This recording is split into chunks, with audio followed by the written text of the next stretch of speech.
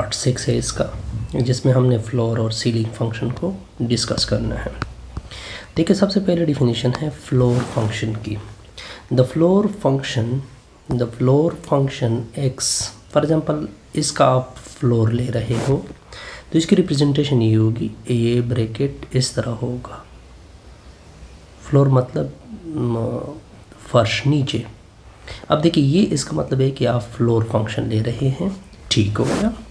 क्या होता है down to the closest integer, ये अपने आप को पीछे कर देता है, उस नंबर के पीछे जो इंटीजर है उसकी वैल्यू ये हो जाती है।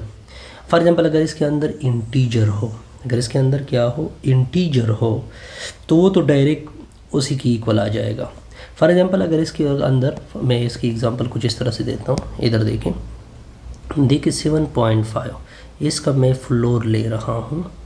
देखिए 7.5 तो इंटीजर नहीं है, तो इस चूँकि इसका फ्लोर है तो वो क्या कहते हैं कि इसको डाउन कर दे, इसके क्लोज इंटीजर। 7.5 के क्लोज इंटीजर क्या है, 7 है, तो इसका रिजल्ट क्या आ जाएगा, 7 आएगा। आई थिंक ये शुड बी क्लियर।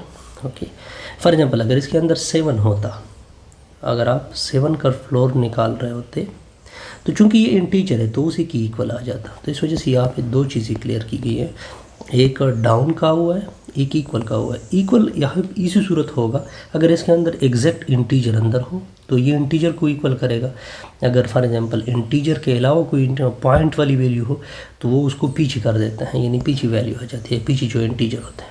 ये इसकी रिप्रेजेंटेशन हो गई। अब आते हैं सीलिंग फंक्शन के ऊपर, सीलिंग फंक्शन। देखिए इसकी डिफिनीशन क्या होगी, सीलिंग फंक्शन ऑफ एक्स। जब आप सीलिंग लेते हो यानी ऊपर, ये सीलिंग ऊपर ही होता है ना, तब आप इस ब्रैकेट को इस तरह डालो, ये इसकी रिप्रेजेंटेशन हो गई। Close to the integer greater then.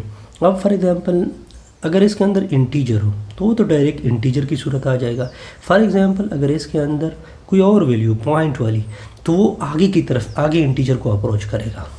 कहाँ की तरफ अप्रोच करेगा, आगे इंटीजर को। अब इसकी एग्जांपल लेते हैं।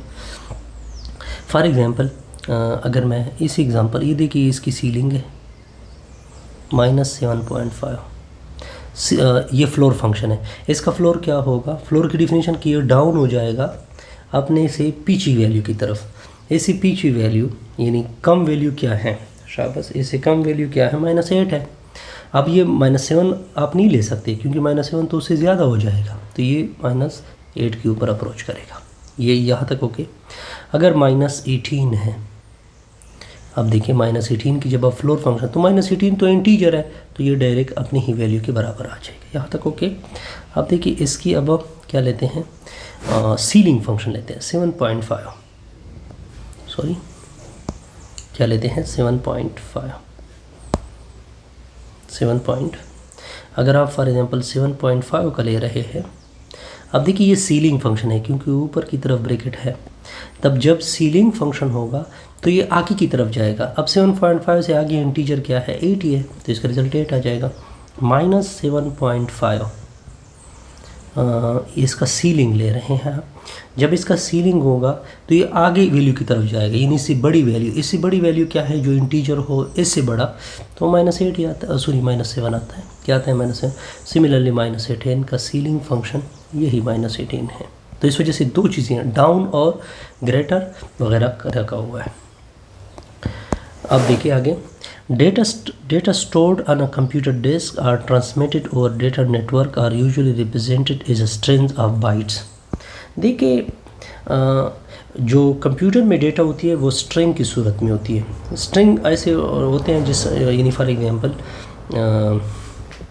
क्या होते हैं, इसको ये नंबर नहीं होते, ठीक है, और इसको हमेशा हम डबल कोट में क्या करते हैं, क्लोज कर देते हैं। ओके, यहाँ तक। Network are usually represented by string. Each byte is made of 8 bite.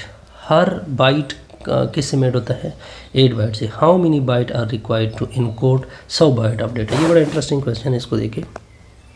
अब देखिए ये रिजल्ट बड़ा सिंपल है। देखिए अगर आप देखें 1 बाइट इक्वल टू 8 बिट्स, ठीक हो गया। तो 100 बिट्स के लिए क्या होगा, उसके साथ 8 मल्टीप्लाइड करेंगे तो 800 बिट्स आएंगे। इससे हमारी ये वीडियो क्या होगी, कंप्लीट हो गई।